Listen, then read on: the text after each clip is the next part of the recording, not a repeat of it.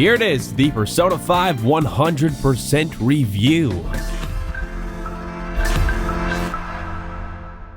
Let's get this out of the way. Persona 5 is great. Unless some other game engulfs my entire being for the next few months, this is probably going to be my game of the year. Persona 5 delivered on everything I was expecting and more. There's a solid beginning to the story, and it's rife with conflict from the get-go, especially since you have to agree with the narrator before playing the game. The contract has been sealed. Let's try to summarize the story quickly so everyone is caught up, albeit without spoilers for now. The protagonist, aka Akira, is a juvenile delinquent sent to live with his new guardian Sojiro Sakura in Yogen-jaya, a district of Tokyo, Japan. This move is due to Akira being on probation after committing an assault in his hometown and needing supervision. Apparently, it was court-ordered, which makes sense. Sojiro is not keen on being a guardian and is mostly doing this to appease a friend of Akira's parents. Oh, my life is so hard, though. I run a coffee shop that barely makes profit, and I have to take care of some kid. Oh, my life sucks. I hate early game Sojiro. So, for the next year, Akira is going to live in the attic above Sojiro's cafe, Le Blanc, and not in Sojiro's house. Clearly, a very stellar guardian. Akira cleans his room and gets ready for bed. Earlier, before he went to Sojiro's, this weird app showed up on his phone, and this crazy flame monster appeared in the middle of Shibuya Crossing. Akira notices the app again and is pretty sure he's being hacked. Also, he has a dream where he meets a man with a long nose and two little girls impersonating police officers. It's been a weird day for Akira. The next day, Akira visits Shujin Academy for his orientation, where his homeroom teacher and the school principal already doubt his behavior based on his criminal record. More on these two later because one is my favorite character and the other one looks like a fucking egg. As doubt around the protagonist begins to seep in, the game introduces another teacher, Suguru Kamoshida. This will be important later. Akira travels to his first day of school and sees a young girl with the same school uniform. As she turns to him, Kamoshida drives up and offers both of them a ride, but Akira refuses. As he begins walking, Akira is stopped by another Shujin student named Ryuji. They form a temporary friendship and begin walking to school when suddenly the secret app opens and they stumble upon a giant castle. This is not getting weird. The boys are surrounded by a plethora of knights and are thrown into the castle's dungeon. As the two await their fate, Kamoshida arrives dressed in royal attire and boxers. He threatens them and Ryuji is assaulted for mouthing off. This angers Akira, which causes an emotional spark to awaken his soul's hidden ability of Persona! After defeating Kamoshida's henchmen, Ryuji and Akira lock the king in his own dungeon and escape the castle with a little help from a cat named Morgana. They arrive back at the school where Kamoshida is waiting at the front gate. He lambasts the duo for being late to class and realizes Akira is the delinquent transfer student. Kamoshida's mood turns sour but decides to leave them be. Ryuji explains that Kamoshida is viewed as school royalty, although many rumors surround the gym teacher's behavior towards students. A couple of days later, the boys discuss trying to find the castle again when Ryuji remembers hearing a navigation app from Akira's phone. Lo and behold, the weird app turns out to be their gateway to the castle. When the duo return to the castle, Morgana is waiting for them. After exploring the castle for more clues, Morgana explains that this castle is actually Shujin Academy, but in a place known as the Metaverse. The Metaverse is a dimension where haughty desires and impure thoughts manifest into palaces. In Kamoshida's case, it's a superiority complex which causes him to abuse the Shujin volleyball team and coerce female students into sexual acts. This manifests this palace and gives our ragtag bunch, now known as the Phantom Thieves, a purpose: to change the hearts of corrupt adults. Random side note, but remember that girl from before? Her name's An, and although she's suspicious of Akira and Ryuji, she joins up with them because Kamoshida tries to have sex with her. We're off to a great start. On the bright side, at least we have Morgana to help us out. I should also take this moment to state that everything thus far, and for a good amount of the game, is all a flashback. You're basically retelling the events of the game to a detective, Sai Nijima, after you were arrested because one of your allies sold you out. So during the game, there's also that side plot of figuring out who's under the guise of double agent.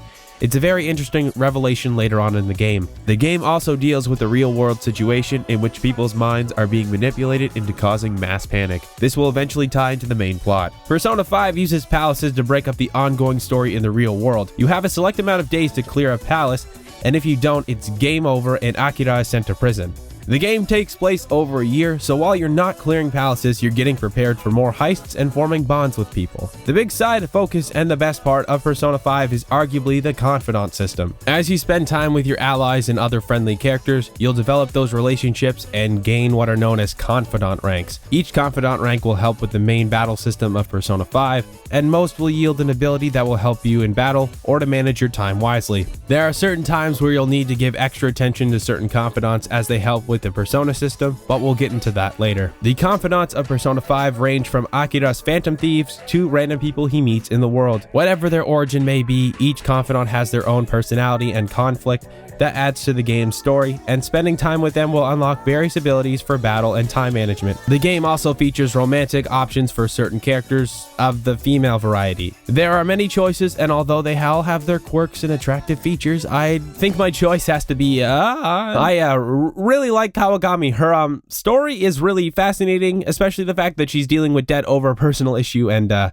has to take a second job. I'm gonna need some water.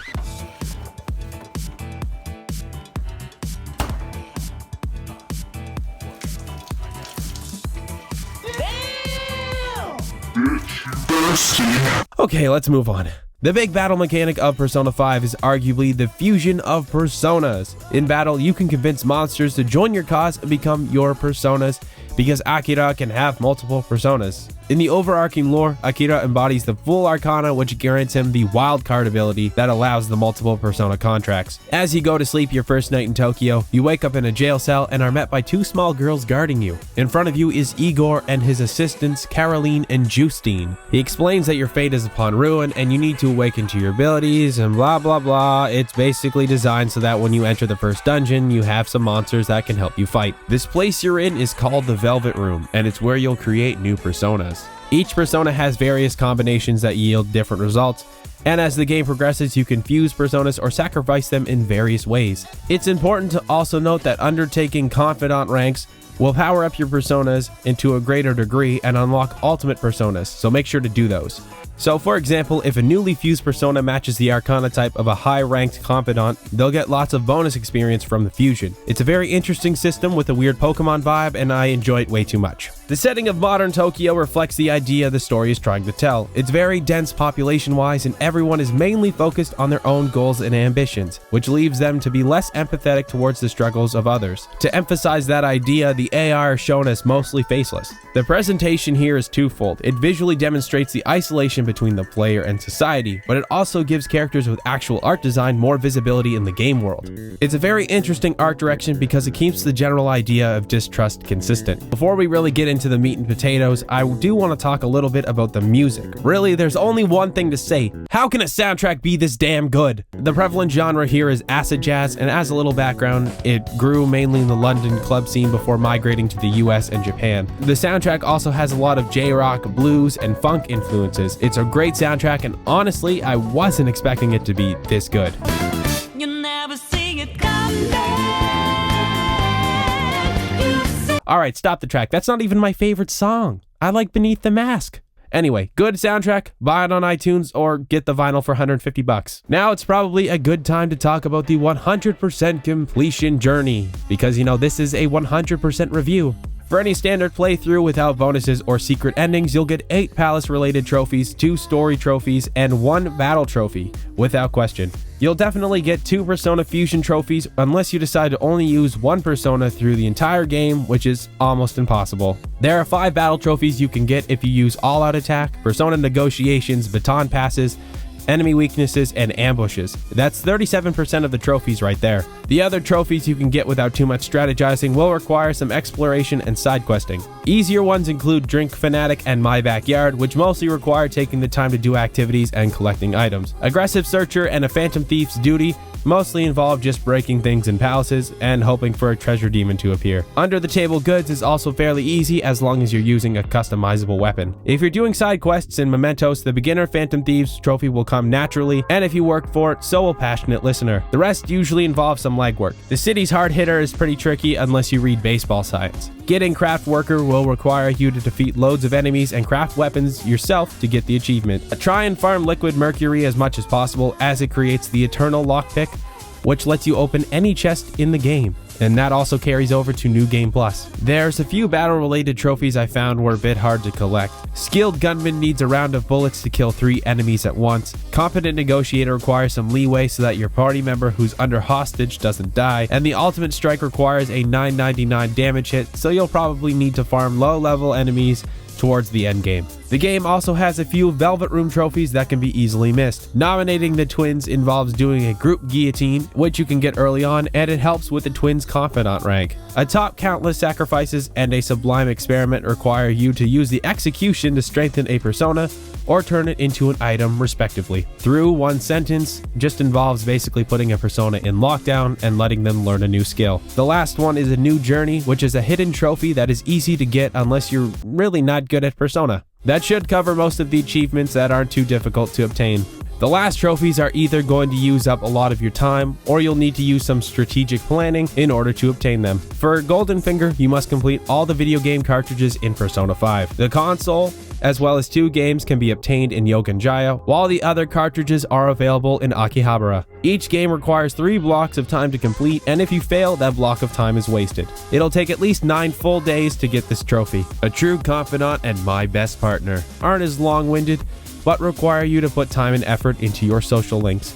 It's ideal to do both, as you can max out a confidant rank by dating certain characters. It's mostly just knowing what a girl wants. Getting both trophies should be pretty easy on the first playthrough, and once you do so, you can get an item that retains all their abilities once you unlock them in New Game Plus. It also makes it much quicker to rank them back to max in New Game Plus. Kawakami's massage ability will help you buy time after dungeon exploring, so make sure to get max rank with her in your first playthrough. Guardian of the Fishing Pool is very ridiculous, as you'll need a few days to practice the fishing minigame. This can be unlocked as early as the Shinjuku Night District by reading Fish Pond Spotter, or by hanging out with Ryuji. You'll also need to read Essence of Fishing, which helps with the Bookworm trophy. You'll then need to fish to get points and buy better bait and rods. Now to catch the Guardian, it's best to go when it's raining, as it'll appear much sooner. Once you catch a few fish, the Guardian appears. Spot it with your third eye, it'll show up as golden, and do your best. Take your time reeling it in, as it can destroy even the best rods with no effort whatsoever. Speaking of the Bookworm trophy, you'll need to basically visit almost every district to purchase books and read all of them, including the ones in the school library. Hell, there's even some you can get only through Mementos requests. Also, the books don't carry over to New Game Plus, which is just wonderful. True Talent might be the longest trophy of all, and not completing it can prevent certain social links from being maxed out. There's an order to maxing out the social stats in terms of priority, and that would be Knowledge, Guts, Charm, Proficiency, and Kindness in descending order. I felt Knowledge and Guts were very hard to max out during my first playthrough, but the Classroom really helps with Knowledge, and Big Bang Burger helps with Guts. It also throws in a couple of extra stat boosts.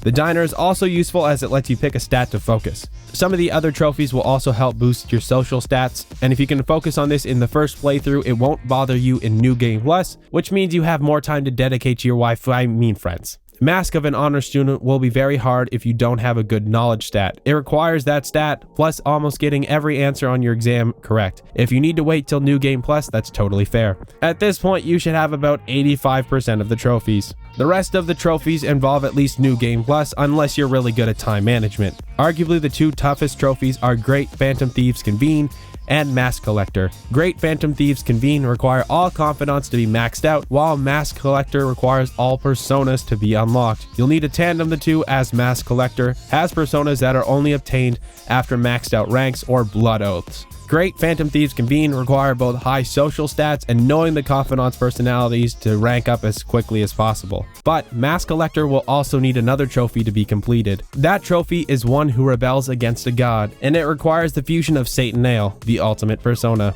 You'll need to fuse Arsene with a variety of max rank personas, and the easiest way to do this without being level 95 is to max the Strength Confidant. This also opens the possibility of doing this on the first playthrough, but you'll need to power level or have a lot of yen, as well as the right max rank personas. The hardest battle related trophies have to be a Unique Rebel and Beyond Rehabilitation. A Unique Rebel involves defeating the Reaper, the ruler of Mementos. In order to fight him, you must stay still in Mementos and he'll engage you in battle. If you want to fight him, be prepared for a very tough fight. But there's an exploit for this trophy. During the months of November and December, mementos will experience flu season on certain dates. This opens the possibility of getting a Reaper spawn with the flu, which activates Despair, an infliction that kills the Reaper in 3 turns. You'll get lots of experience, gold, and a trophy. It's best to save either way when you do this, as Reaper without Despair can one-shot the entire team even at high levels. You can also use the Reaper exploit to power level to 99 if you want, but it's not a trophy requirement. Beyond Rehabilitation can only be obtained in New Game Plus because you can't fight Caroline and Justine in your first playthrough. It's arguably the game's hardest fight, as you'll need to watch type weaknesses and whatever skills are used by the twins.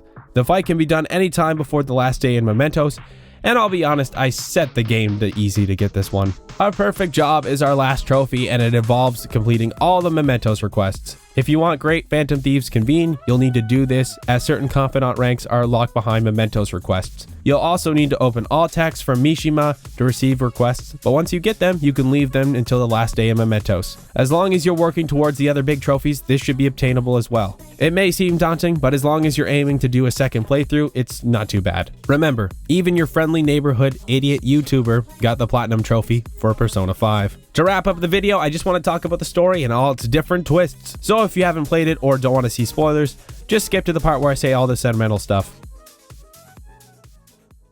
So remember how I said we were going to talk about the beginning of the game, but without spoilers? Well, that's because the majority of the game is a flashback. Big deal, right? Well, you are basically sold out by your ally Akechi after you clear Sai's palace, and he turns out to be a subordinate of Masayoshi Shido, the main villain and the presumptive Prime Minister-elect of Japan. Oh, and the guy who framed Akira into a criminal. Shido's also been sending Akechi around to mess with people's minds, which caused all the craziness in the real world and the metaverse. You enter Shido's palace to take down the man hell-bent on becoming all-being. You grind through mazes, puzzles, and multiple mini-bosses, including Akechi, to finally confront him. During his 3-tiered fight, Shido finally figures out that Akira is the kid that tried to stop him from committing sexual assault, and unleashes his full power. It's an obvious plot device, but I like that Akira finally gets his redemption. However, it's not all done. The entire struggle of the game was concocted by a god known as Yaldabaoth in order to test humankind. Yaldabaoth, who represents Sloth, even goes to extreme measures by impersonating Igor in the Velvet Room and sealing the powers of Caroline and Justine, who turn out to actually be just one person. Also, we find out that Morgana is actually just a cat with a giant-sized head, and was created by the real Igor to help Akira fight Yaldabaoth. Getting to the God of Sloth is infinitely easier than Shido's palace, but the fight is another story. You crawl through the depths of Mementos, fight Yaldabaoth as a holy grail, get all this plot revelation, climb up to the end of the world, and are met by a giant robot angel thing. In terms of boss strategy, Yaldabaoth summons different arms to cause different ailments or different attacks, and once you figure out the different weaknesses, it's not too bad. It's only when Yaldabaoth charges for a final attack is when you need to really worry. This will wipe you out completely, so either guard or finish off the God of Sloth, and then you've won. Kind of. Well, after a cutscene and then a crazy blast from a giant version of Satan Ale. Yeah, this part of the game is a little weird. I like the plot overall. It was a little tricky to get behind though. The big plot device that was really messing with my mind was that the Phantom Thieves figured out that Akechi was a double agent. So to dupe him, they use a cell phone to trick Akechi into a metaverse version of their prison, so that when Akechi shoots Akira, he thinks he's killed the real version. But because Akechi doesn't see him as a threat, Akira doesn't change into his trickster outfit, and thus the ruse goes off without a hitch. As a character though, Akechi was really interesting. I liked how he was seen as a paragon of public opinion, being a teen detective. I honestly did not see him being Shido's son, and the way his fight ends is absolutely heartbreaking. But seriously, dude, you should have just lied about the pancakes. If story-wise, I kind of like the idea of it all being a game by Yaldabaoth, although it would have been cool if there was some kind of interaction between Shido and the god, so that it would have made Shido seem more like an ultimate boss. That would have been cooler. But hey, that's Persona for you. Persona 5 is absolutely amazing. If I can reiterate what I said at the beginning, it's probably going to be my game of the year, and if not, a very close second. The beginning of the story, the ongoing struggles, the characterization, all of that combined with the aesthetic and the design of the world have made a game that really exemplifies the idea of changing one's fate in a modern society. I know some people weren't too keen on some of the characters taking like a backseat for the overarching plot, and sometimes those things just kind of have to happen in order to present a story concisely. The big takeaway for me from Persona 5 is that you can change your fate if you work hard at improving yourself and your relationship with others. It may only take a year or it might take decades, but it was a concept I really related to in Persona 5. I've had a crazy amount of shit happen to me in the last year. I lost a relationship I was in for 2.5 years. I saw a fan game I'd wanted since I was a kid go up in flames, and I watched personal relationships implode all around me. The one constant I kind of realized was that I could only really change my own fate and not the fate of others. I can only control my own destiny. Persona 5 kind of helped me realize that, and it sounds really stupid, but I'm very grateful that I could experience this game at this point in my life. So I'm gonna change my fate for the better, and you should too. Just remember to take your time. I know we got really sentimental, but thanks so much for watching this video on Persona 5. The art I got commissioned is so good. Go support Scruffy Turtles. They did an awesome job on the art. I'm just gonna use that for everything now. I may or may not be working on another Persona video, so stay tuned. You'll know when it's coming out. Anyway, I'm FalseProof, and I'll see you next time.